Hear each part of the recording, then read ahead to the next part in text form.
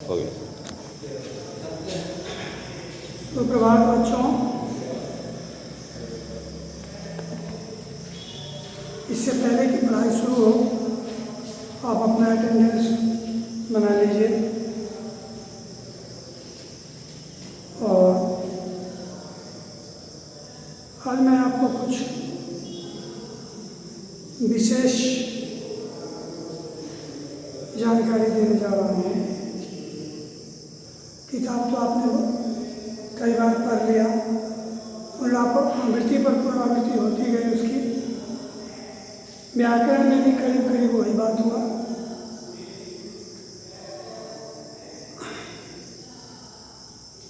आवेदन पत्र आप लोग लिखना जानते होइएगा, इससे पूर्व में आप लोग सीख गए होइएगा। फिर भी मेरा प्रयास रहेगा कि आवेदन पत्र कैसे सही रूप से लिखा जाए, इसके संदर्भ में कुछ जानकारी आप लोगों को हम दे दें। आवेदन पत्र या आवेदन पत्र का दो प्रारूप होता है। एक होता है औपचारिक, एक होता है अनौपचारिक। तो औपचारिक के अंतर्गत यही आवेदन पत्र वगैरह आता है जो आपके अपने रिलेशन से जुड़ा हुआ नहीं होता है, ऑफिस से जुड़ा होता है, किसी पदाधिकारी से जुड़ा होता है ना। तो उसके विषय में जो आप पत्र लिखते हैं उसको आवेदन पत्र कहते हैं। वो औपचारिक हुआ। अनौपचारिक के रूप में आप पत्र लिखते हैं।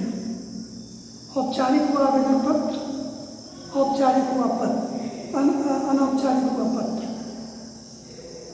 तो जैसे अपने रिलेशनशिप में किसी को अगर आपको पत्र लिखना है, भाई बंधुओं को पत्र लिखना है, मित्र को पत्र लिखना है, तो वो पत्र अनौपचारिक पत्र कहलाता है। अब तो जब से ये मोबाइल का आविष्कार हुआ और बृहद पैमाने पर मोबाइल का यूजर जो है सो हो गए, तो अब तो पत्र लोग लिखते ही नहीं हैं। पहले पत्र लिखा करते थे लोग, अपने रिलेशन को देते थे। कोई संवाद भेजना होता था, समाचार भेजना होता था, तो उस पत्र के माध्यम से अपनों को लोग जानकारियाँ देते थे। उसमें थोड़ी परेशानी भी थी कि वो पत्र डाकघर में डाला जाता था। इसकी कोई गारंटी नहीं होती थी कि वह पत्र 3 दिन में पहुंच जाए अपने गंतव्य स्थान पर, 4 दिन में पहुंच जाए, लिमिटेशन उसमें नहीं था। कोई पत्र 15 दिन में भी पहुंचता था, कोई पत्र 3 दिन में भी पहुंच जाए, कोई पत्र 5 दिन में पहुंचे, मतलब उसका कोई लिमिटेशन नहीं था। अब मान करके देखिए कि अगर आपको कोई बहुत ही इमरजेंसी पत्र लिखना है, क्या भाई 4 दिन पहले हम पत्र से आगाह कर देते हैं और 4 दिन के अंदर तो पत्र पहुंच ही जाएगा, इमरजेंसी में वो पहुंच जाएंगे। लेकिन जब आपका इमरजेंसी समाप्त हो गया, वो आगे कार्य संपादित हो गया, उसके 2 दिनों के बाद अगले को पत्र ही मिली, वो बेचारा भी दुख किया, छटपटा करके रह गया। अब कर ही क्या सकता है। तो ये सब उसमें खामियां थी। हाँ, पत्र पहुंच जाता था, इसकी गारंटी थी।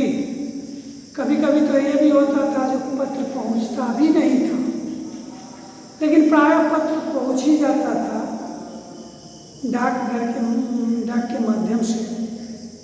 लेकिन वही था, इसके ड्यूरेशन में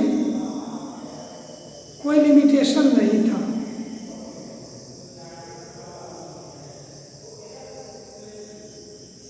लेकिन जब से ये मोबाइल का ज़माना आया, ये बहुत ही लोगों की ज़िंदगी को सरल बना दिया। बातचीत, कन्वर्सेशन बहुत ही आसान हो गया। अब ये बात नहीं है कि अगला का समाचार हम लेने के इच्छुक हैं तो अगला जो है सो समाचार भेजेगा तो हम आज दिन के अंतराल में उसका सब समाचार हमको मालूम हो जाएगा। ऐसी बात नहीं है। अब जो है मिनट सेकंड में आपको अगले का समाचार मालूम हो जाता है। वो रिलेशन आपका दूर में हो या पास में हो, कोई फर्क नहीं पड़ता है। तुरंत में किसी चीज़ की जानकारी आपको मिल जाती है या किसी चीज़ की जानकारी आप अगले को दे देते हैं। तो ये तो हो गया आपका अनौपचारिक माध्यम। अनौपचारिक माध्यम से एक दूसरे के विषय में जानकारी प्राप्त करना। लेकिन औपचारिक पत्र जो होता है उसमें मोबाइल का कुछ नहीं चलता है। मोबाइल के माध्यम से आप आवेदन पत्र कहीं नहीं पहुंचा सकते हैं। ये आपका तरीका गलत हो जाएगा, उस पर कोई ध्यान नहीं दिया जाएगा।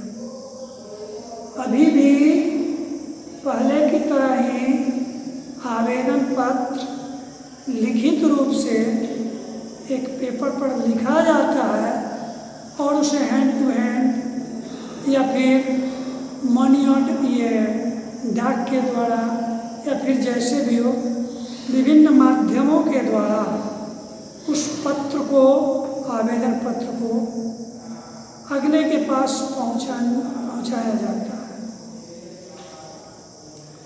तो आवेदन पत्र जो होता है वो औपचारिक पत्र कहलाता है।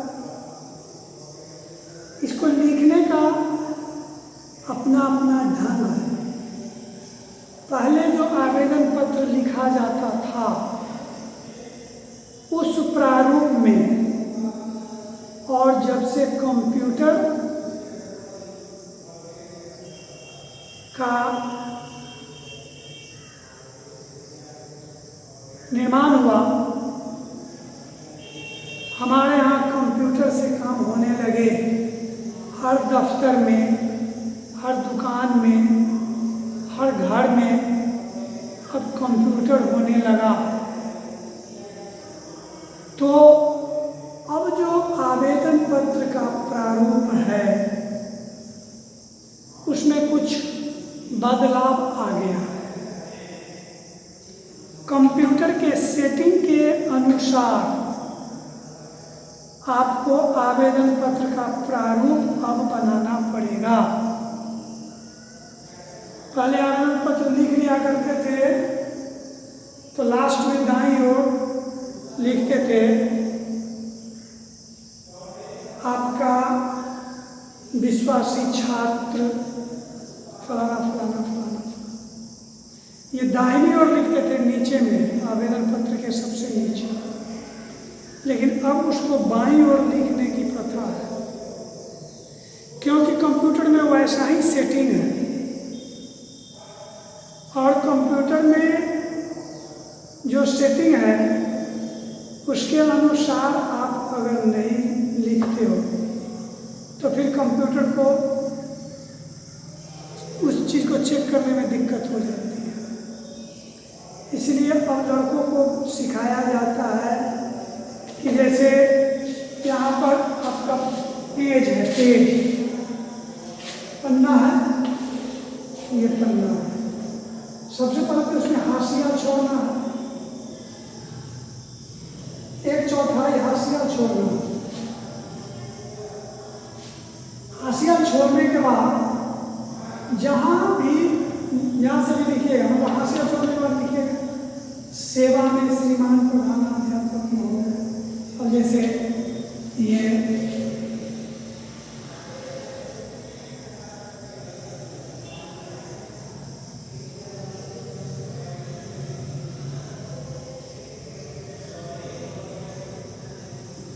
ये आपका पेपर हुआ, पेपर में सबसे पहले आप इसको हाशिया छोड़ दीजिए। अब लिखिए सेवा में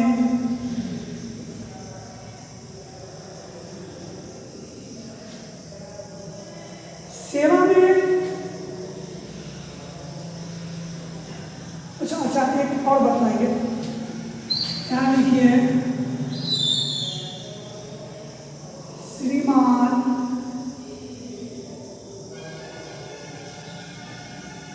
प्रधानाचार्य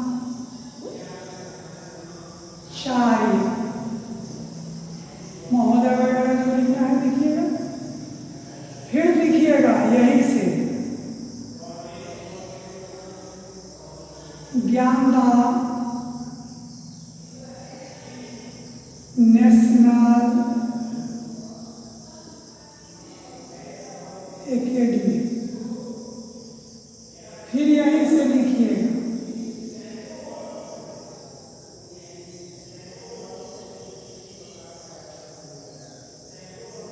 विषय लिखिएगा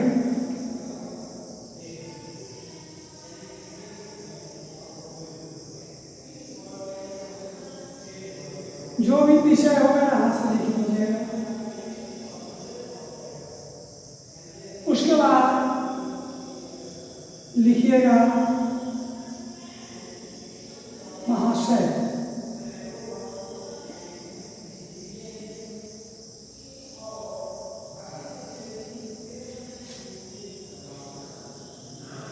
सविनय निवेदन, डेट भी यहाँ पर देना होगा तो दे दीजिएगा, अगर भूल जाइएगा तो फिर नीचे महाशय देने के बाद सविनय निवेदन यहीं से लिखिएगा।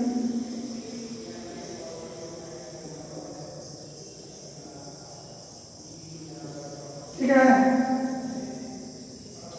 पूरा प्रारूप लिखने के बाद यहीं से लिखिएगा आपका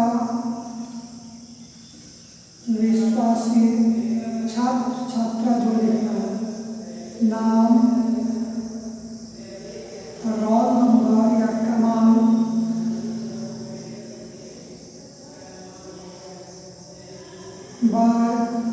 बार पहले लिखिएगा, उसके बाद रोल नंबर, क्रमांक और तब दिनांक। इस प्रकार से आप लिख सकते हैं। एक और पत्र लिखने, आवेदन पत्र लिखने का तरीका होता है, जैसे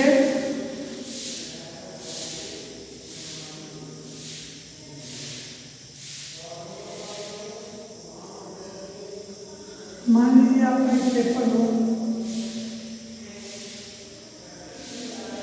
तो वो कहीं किसी को पत्र लिखते हैं तो प्रेषक हो गया। प्रेषक अपना नाम, एड्रेस और दिनांक, ठीक है, और तब यहाँ प्रेषित होगा। किसको आप आवेदन पत्र लिख रहे हैं उसका एड्रेस है कि नहीं, और तब आवेदन पत्र का जो प्रारूप है लिखिएगा। तो दो तरह से लिखा जाता है। अभी तो आप लोग स्कूल में ही स्कूल के प्रधानाध्यापक को या प्राचार्य को पत्र लिखते हैं आवेदन पत्र, तो अभी मोटा मोटी यही लिखते हैं, सेवा में श्रीमान प्रधानाध्यापक महोदय। अपने स्कूल का नाम लिखते हैं, विषय लिखते हैं, तो अपने महाशय से शुरू करते हैं, आपको क्या कष्ट परेशानी है उसका जिक्र करते हैं, और तब लास्ट में लिखते हैं, अतः श्रीमान से प्रार्थना है कि मेरे आवेदन पत्र पर सहानुभूतिपूर्वक विचार करते हुए नहीं आवेदन पत्र को मंजूर किया जाए या करने की कोशिश की जाए। फिर उसके नीचे लिखिएगा, इसके लिए मैं आपका ऑलवेज सदा आभारी रहूँगा, रहूँगी, आपका विश्वासी छात्र या फिर छात्रा। तो ये जो आवेदन पत्र हुआ, ये क्या हुआ? आवेदन पत्र हुआ। आवेदन पत्र में कोशिश कीजिएगा कि मैं काम भर ही बात इसमें लिखूं, ज़्यादा आवेदन पत्र को विस्तृत नहीं किया जाना चाहिए, क्योंकि अगले के पास इतना वक्त कहाँ है कि तुम्हारा पूरा ढड्ढर जो है इसको सही से पढ़ पाएगा। उसमें चुनिंदा पॉइंट देना है, कम जगह में उस चीज़ को डील करना है, लिखना है। जो महत्वपूर्ण बातें हैं बस उसी से संबंधित वाक्य लिखना है, और फिर उसको खींच करके बहुत दूर तक नहीं ले जाना है। मैंने कहने का मतलब ये है कि बहुत ज़्यादा आवेदन पत्र को विस्तृत नहीं करना है, विस्तार से हमें बचना है। इससे दो फायदे हैं। एक फायदा तो ये है कि शॉर्ट में हो गया, अगला भी मुख्य बिंदुओं पर विचार करेगा, उसको भी पूरा ढड्ढर पढ़ने का मौका नहीं मिला। दूसरी बात ये है कि आप जितना ज़्यादा वर्ड का प्रयोग कीजिएगा उतनी गलतियाँ होंगी। अगर आप 5 पंक्ति लिखे, हो सकता है 2 ही गलतियाँ।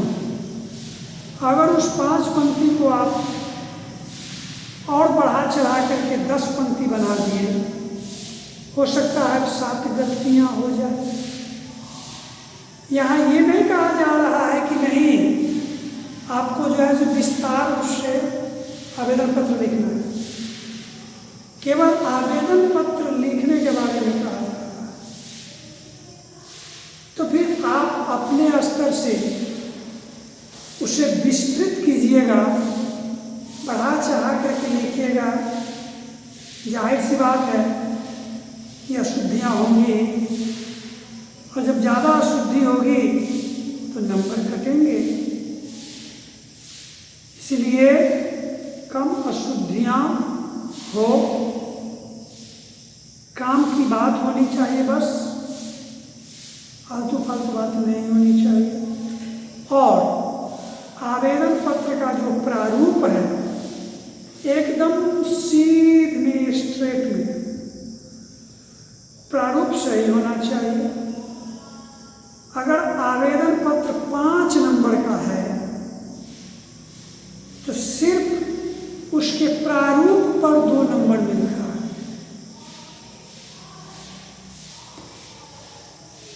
उसके प्रारूप पर 2 नंबर मिलता है। आप गलत लिखिए, सही लिखिए, उससे मतलब नहीं है। आवेदन पत्र का लिखने का जो ढंग होता है ना, उस ढंग का आप इस्तेमाल कर दीजिए। आपका आवेदन पत्र गलत भी है फिर भी 2 नंबर आपको आ गया। और 3 नंबर जो है तो उसके मैटर पर निर्भर करता है। मैटर कितना ढंग से लिखा गया है, नहीं लिखा गया है। तो ये बात, आवेदन पत्र शायद आपको दिया भी गया होगा, वैसे मुझे याद नहीं है इस बार की परीक्षा में। आवेदन पत्र मिला है कि नहीं। लेकिन आवेदन पत्र पढ़ लेना, जानना बहुत ज़रूरी है। एक पढ़े लिखे व्यक्ति के लिए आवेदन पत्र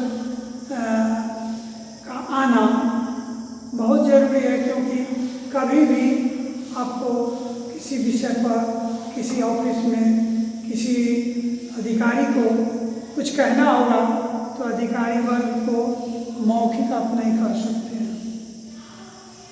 अधिकारी वर्ग को किसी प्रकार की बात उसको शेयर करनी हो तो वह लिखित रूप से होता है, और जब ये लिखित रूप से हुआ आवेदन पत्र हो गया। तो ये हो गया आवेदन पत्र। कल तो आप लोगों ने परीक्षा, आज आप लोगों की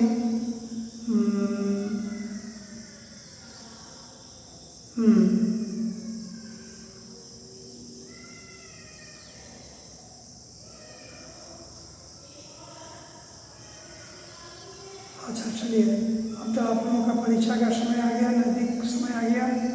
आज मैं केवल आवेदन पत्र के संदर्भ में ही आपको बतलाया। पत्र तो लिखना लोग छोड़ ही दिए, जब से ये मोबाइल आ गया तब से आवेदन पत्र तो लिख रहे हैं, लेकिन पत्र लिखना छोड़ दिए। तो पत्र के विषय में भी कभी स्कूल खुलेगी तो फिर बता दिया जाएगा, लेकिन मेन है आवेदन पत्र। आवेदन पत्र आना ही होगा, आना ही चाहिए। आवेदन पत्र में कहीं से कोई त्रुटि नहीं होनी चाहिए, इस पर ख्याल रखना है। और